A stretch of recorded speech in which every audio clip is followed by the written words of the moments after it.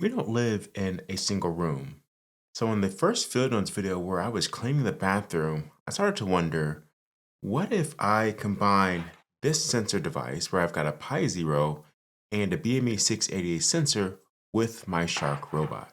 Now, I know this sounds crazy, but let me explain. My Shark robot goes from room to room, from all the bedrooms, the bathrooms, the hallway, the office, and I've got multiple, so I can maybe spare one for this experiment. And the Shark seems to know where it goes. It has a lot of sophisticated software for positioning and mapping, and I can't quite tap into that. But I do want to know where my sensor is located as the Shark goes from room to room. And so I decided, what if I use a little device like this that I can use as a Bluetooth beacon?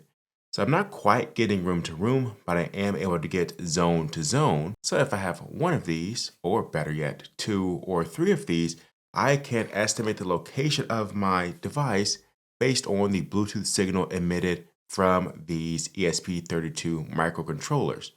So in this experiment, I want to mount my Pi Zero with the sensor onto a Shark robot. It will be fairly rudimentary, I'm guessing. And I want to see if I can estimate the location using these devices and allowing it to go from room to room. Now, why do this? Well, sometimes the rooms feel better than others, and this can be because maybe one room is cleaner than the other, there's visual indicators, but sometimes it's the invisible thing. It could be temperature or humidity, or perhaps some of the air chemistry that makes one room preferential over the other. And this might allow us to get an understanding of why we are seeing or feeling or sensing that difference. So, this is Field Notes 3, where I will attempt to do zone mapping using my Pi Zero, a microcontroller, and my Shark robots. I want to show you what I mean by zone monitoring. So if we assume that this pic is the robot and these are my Bluetooth beacons, as the robot moves from zone to zone, as it moves closer to this particular beacon here, the Bluetooth strength read by the device will increase, and thus it will indicate that we are near this zone here. So as you move towards this zone here, closer to this beacon, the strength will get greater, and I would know that we are near room A. I have this device set up to run as soon as it's plugged in. That way, in the event that we lose power and it restarts, the experiment will automatically run. But before we connect this to a robot, I want to test it in this room. So what I'm going to do is set up two beacons. I'm going to set up one on this corner here of the room and another one on that outlet near the floor right there. Next, I'm going to plug this Raspberry Pi up to an extension cord, allow the system to start up, and then I'm going to move that extension cord and just ensure that it's reading the different Bluetooth signals in this room. That way, once we start the longer experiment, we can say we've already tested that it's able to read our beacons, identify the location, as well as track the VOC as it's moving. Let's start off by placing beacon A, or room A. I'm going to plug these into the USB, and this red light comes on. The styrofoam will not impact it, and it just gave me a really easy way to label this data. Next, let me plug in room B, or beacon B as such, into this outlet. We should see a red light come on. Lastly, I'm going to use my Raspberry Pi Zero with the sensor attach it to this very long extension cord, and in a matter of about a minute or so, this should be running the experiment on the system. Then I will log onto my computer and check out the data in real time. Okay, well, I was getting ready to check the system, and I noticed when I plugged this in earlier, there is no LED to let me know that this system is running properly. So I'm going to try a different USB connector to see if that works out, and hopefully it does. And then I can show you how I'm going to verify that the entire system is working by SSHing into this Raspberry Pi. So now I've got a different USB plug. Let's see if that works now. And I still don't have an LED. And I still don't have an LED light indicating power. So let's go further back the chain and see if it's this extension cord or the outlet that I'm currently using. Okay, so I tried other combinations with other devices I have, and they seem to work. So I'm not quite sure why this isn't turning on. What I want to do is use this battery block. So I've used this before with this device in Field Notes 2, where I used this on the car ride home and it worked perfectly fine for 5 hours. So let's try this and hope that I haven't discharged on this or somehow caused this to blow. And do we have power? We do. Okay, so there we go. So that is the light we have been looking for. And actually, it's not a bad thing that it is on portable power because it will be running similar to this when I put this on the robot. So now that this device is connected, I'm going to work on my computer to ensure that it's actually running the experiment. And what I want to do to ensure that it's working is to check the status of my orchestrator. So I'm going to use the sudo systemctl to check the status of this service and hope that it is running. And it appears that it is. So here we are seeing that it is looking at BLE, which is the Bluetooth beacons, and we do have a VOC reading. So we know the experiment is properly working with this quick gut check. So early indications suggest that this experiment is working quite well. I've just switched Raspberry Pi from near beacon A or room A, now it is near room B. And if you look at the data, it's showing that for the past 15 to 20 minutes, it's been near room A, and now it is showing room B, indicated by this sharp line here. In the second panel, we're just looking at the gas resistance, again, just to get some directionality as we understand the room location. And as we look at temperature humidity, it is bouncing up and down. I'm going to refresh this data, and we can see that now we are getting more measurements in room B or zone B. And the signal is continuing to slowly change as the beacon is further away from me.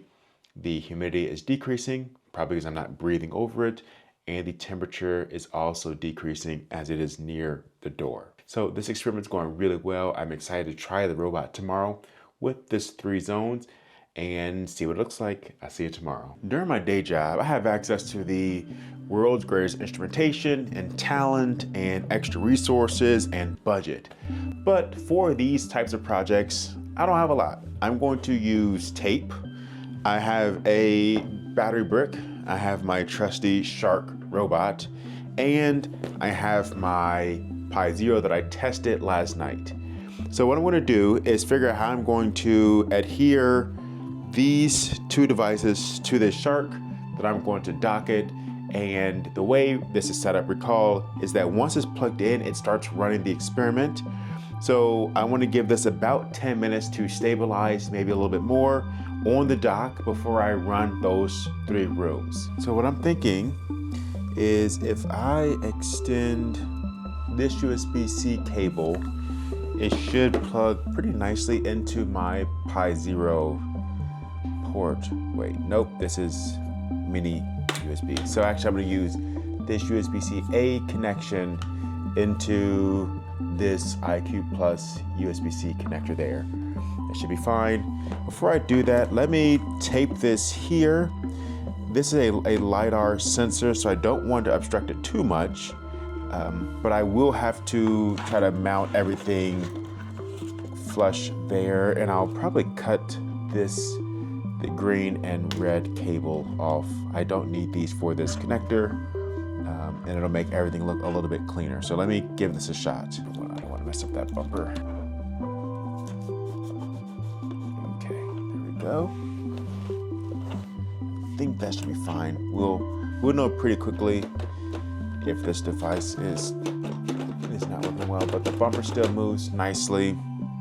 This seems solid. This is okay. I will now tape this down a bit more just to make sure everything stays good.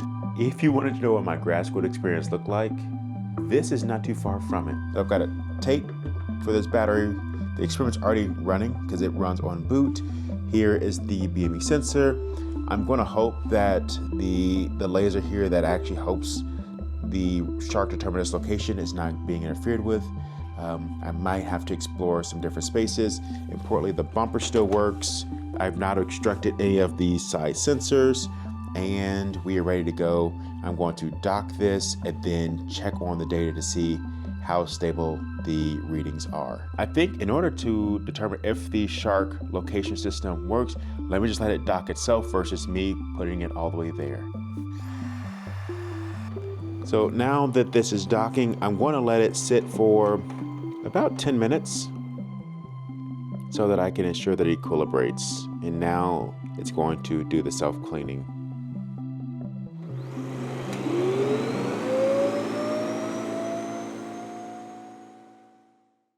For context, room C or zone C is by my nightstand, which is located in the same room as the Shark. So the hope is the initial reading should be all room C because it is the closest to it.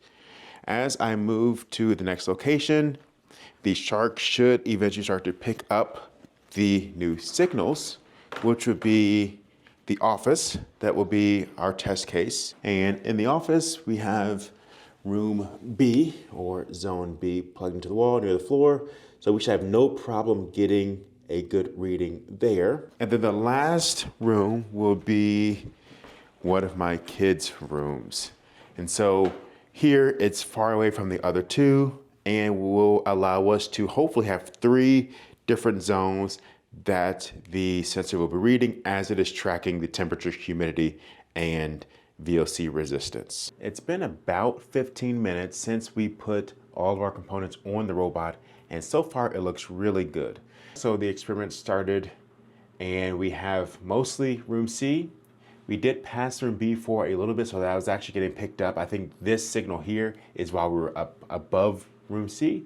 We passed room B, and now it has been sitting in this location here.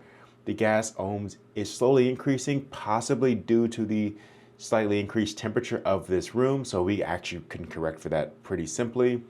I'm going to run all these cells again just to see what's going on with the data, and this looks fairly stable, but we can see that we're getting the zone level information, and in a few minutes we're going to just start the experiment and see how this initial pass goes. So I called my robot Lab Assistant, and this is what it looks like to start an experiment in the Shark app or start cleaning in the Shark app. So I'm going to select 3 different rooms: the master bedroom, the guest room, and Okani's room. These are the rooms where those beacons are currently located. I'm going to set the power level to eco because I don't want to run the battery down since it have extra weight on the robot, and then we're going to get started. Now it says cleaning in progress. That is a good sign, and is now chasing the perimeter of the wall, which is the typical behavior for this. So here is the beacon and the robot is coming by. The ability for this to locate is definitely being impacted from all of this hardware on the back, but it's still doing pretty well, all things considered. I think once it's in the room, its mapping is pretty good, but I think identifying those locations between the rooms is way more challenging. But let's go see if we're now registering the next bedroom. Let's get a quick refresh of the data, run all, and we should see a new zone appear. There we go. So this was the first room we're in. When it started in the hallway, it looks like it was actually in a different zone, kind of reading between these. And now we are in zone A or room A for the next several minutes for the clean. We see that the VOC signal isn't changing very much. That's pretty good. All the doors have been open. We have mostly hardwood floors with a little bit of area rug. The office is really hot. That room we were just in is actually really warm, which is why my wife likes to work in there. And now it's cooler in the hallway a little bit. And we'll see what this next room looks like as the robot cleans and runs our experiment. And maybe you're asking, shouldn't the robot improve the VOC of these rooms? Not really. The filters in these devices are much better at dust and particulate matter, so that's probably an improvement we should consider using a PM sensor, for instance. But this does allow us to sample multiple spaces in an automated way and tie the data to these zones using our Bluetooth beacons. So we're going to continue to run this experiment and see what the data continues to look like.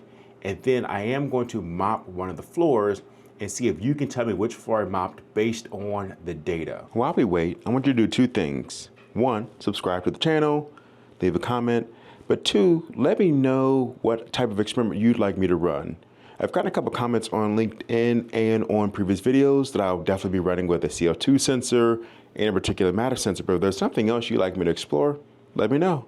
Maybe I'll give it a try. While I was recording the little call to action, the data started to shift. Let me show you, and then let's go see what the instrument is doing. Here, this was the room we were just in, and now we are back to room C, which is where the dock is. So it should be cleaning my room now, and then redock itself, and then begin the experiment over again. Yep, this is back to the master bedroom.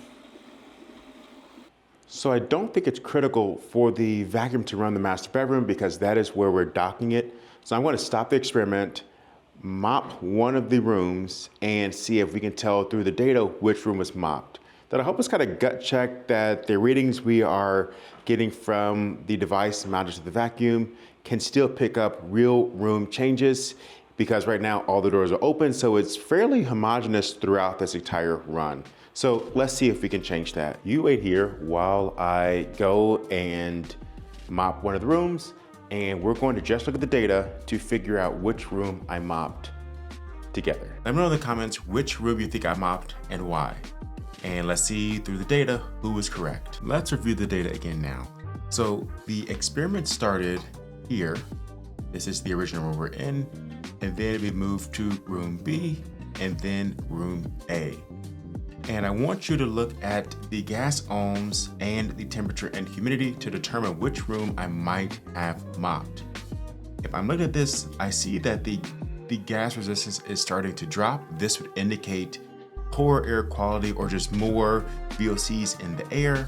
You see the temperature is relatively flat across the entire study, but we also have a small humidity bump, which corresponds to room B. And then as we move to room C, we see that the humidity begins to decrease again, temperature is flat, and our VOCs start to recover. Now you tell me, which room do you think I mopped? If you said room B, perfect. And that is my wife's office. So of course I'm gonna choose that room. I can tell her I mopped the floor, and hopefully it's an all-around win from the experiment and making her happy. And of course we can extend this to other opportunities. So I didn't plan for this part to happen, but the sensor is still running on the vacuum. I unplugged it last night and I plugged it again this morning, and the battery has plenty of power left to run an entire day. So what I'm going to do is allow the vacuums to run at their normal scheduled time, which is 10 a.m. But today is also the day I clean the bathrooms. So I'm going to clean those bathrooms, both ours and the kids' bathroom, and just see how that impacts the air. So I'm not gonna do anything but clean the bathrooms and allow the vacuum to run on its own course. Now I did add another Bluetooth beacon. So now there's one in the master bedroom, the office, the girls' room, and our son's room.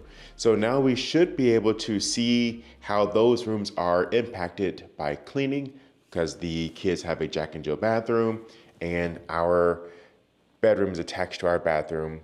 And so the office should be a nice control because we can see what the baseline is, as well as the hallway, which could be hard to differentiate because there are no sensors in the hallway right now, no Bluetooth sensors. But let's just see what the data looks like and let this be our little bonus experiment. It is 10:13. The bathrooms are clean. The vacuum automatically starts running at 10 o'clock, so that's good. And soon we'll review all the data from the cleaning and the full vacuum run and see what that looks like. Has data averages excited you like this? So I just looked at the data from the experiment and it looks fantastic. Let me show you. I've added some annotations to add more context to the experiment. So in the top panel, we now have 4 zones. And this is to allow for slightly better resolution of the location of the robot as it's performing our cleaning and measurements. I began cleaning the bathroom just before 10 o'clock, and then the vacuum experiment started at 10 o'clock. And even then, we can see that the air is starting to change even as the vacuum is stationary in its dock as it's near the room that I'm cleaning. At 10 o'clock, when the vacuum starts, it's cleaning the bedroom that is attached to the master bathroom. Around 10:30, we see the location becomes way more dynamic as we move between the hallway and other rooms in the house. But interestingly, around 11:30, we start to see a lot of movement between room A and room D, and these 2 rooms actually shared the other bathroom I cleaned as a Jack and Jill setup, and we see that the VOC resistance is decreasing correspondingly, which would suggest that there's elevated VOCs in that air. Then after that, the vacuum proceeds back to the dock, and we still get to make room measurements, but back to room C. And we can see that the air takes a while to fully recover, but it eventually does get there. So now imagine with me, your robot is not only cleaning the room, but can also do survey runs. It can go room to room and give you an idea of how clean it feels, those invisible indicators that we can't quite see, but we can definitely feel: temperature, humidity, dust, VOC, and other air quality indicators. And so this experiment was important for me because it showed that even with all the movement, all the turbulence, we can see room level differences. And with all the clever outputs that we have in our mapping robots and other tools around our home, why can't we take the Brita approach where, as it's performing the task, we're also measuring the output? In any case, enjoy the messy world. Peace.